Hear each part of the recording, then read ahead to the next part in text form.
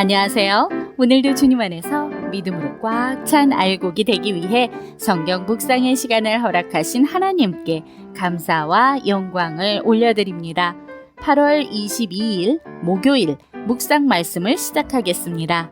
오늘의 제목은 멈추지 말고 걸어가라입니다. 바벨론의 멸망이 임박했으니 그곳을 떠나 진노를 피하라고 하십니다. 바벨론은 반드시 멸망할 것이니 소문에 흔들리거나 멈춰서지 말고 예루살렘을 향해 가라고 하십니다.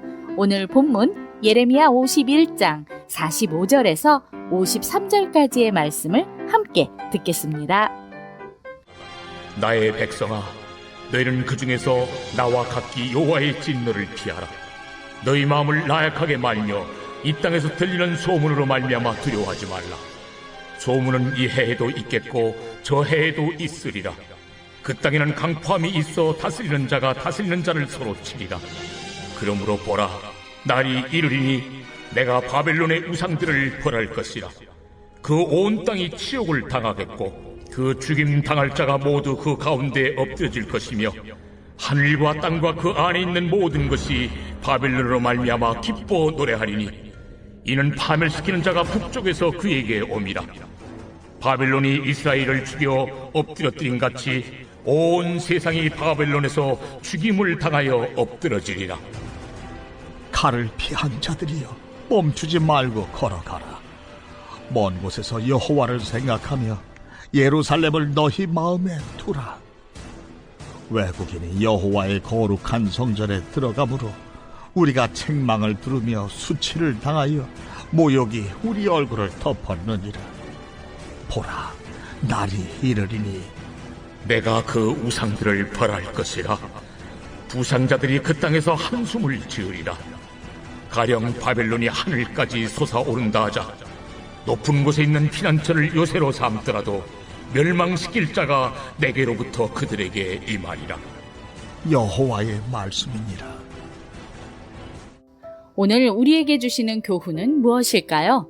45절에서 49절 말씀을 보시면 하나님은 바벨론을 벌하시기로 작정하셨지만 하나님의 백성은 두려워할 필요가 없습니다.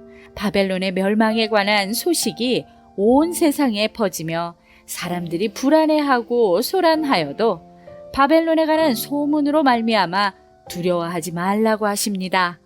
오히려 하나님은 바벨론에 있는 유다 백성에게 그곳을 벗어나라고 하십니다. 바벨론의 멸망은 이스라엘 백성에게는 해방과 회복을 안겨줄 것이기 때문입니다. 주님께서 이 땅에 다시 오실 그날 세상을 심판하시고 원수들을 멸하시지만 하나님의 백성들은 죄와 사망의 권세에서 해방되며 기쁨의 찬양을 올려드릴 것입니다. 어둠의 권세가 다스리는 오늘을 사는 우리도 두려워하지 말라는 하나님의 말씀에 귀를 기울입시다.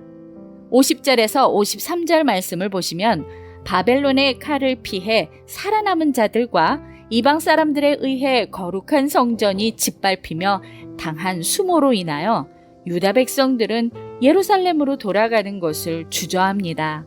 하지만 하나님은 예루살렘을 생각하며 멈추지 말고 계속 걸어가라고 하십니다. 그들이 당한 수치와 모욕은 하나님께서 대신 갚아주실 것입니다. 바벨론의 우상들을 벌하시며 그들이 높은 곳에 있는 피난처를 요새로 삼더라도 끝까지 쫓아가셔서 멸망시켜 주신다고 약속하십니다. 신앙의 경주를 하는 우리는 힘들고 지쳐 주저앉을 수밖에 없는 고비들을 수없이 마주합니다. 그러나 주변의 아무 것에도 신경 쓰지 않고 오직 그리스도만 소망하며 나간다면 오늘을 더 의미 있게 우리는 살아갈 수 있습니다. 기도하겠습니다. 하나님, 오늘 우리에게 주신 말씀대로 부르심의 소망을 따라 멈추지 않고 나아갈 수 있게 하여 주시옵소서. 예수 그리스도의 이름으로 기도드립니다. 아멘. 정보의 홍수 속에서 우리가 주의 깊게 들어야 할 것은 하나님의 말씀입니다. 온갖 소문 속에서 이러지도 저러지도 못하는 이스라엘 백성에게 하나님은 확실한 하나님의 말씀을 들으라고 하십니다. 우리는 각국의 정치, 군사, 종교, 철학 등 여러 견해들을 온라인을 통해 너무도 쉽게 접할 수 있습니다. 하지만 이럴 때일수록 하나님의 말씀에 더욱 귀 기울여야 살 수 있다는 것을 명심하며 오늘도 광야 같은 세상에서 승리합시다. 저는 내일 다시 찾아뵙겠습니다.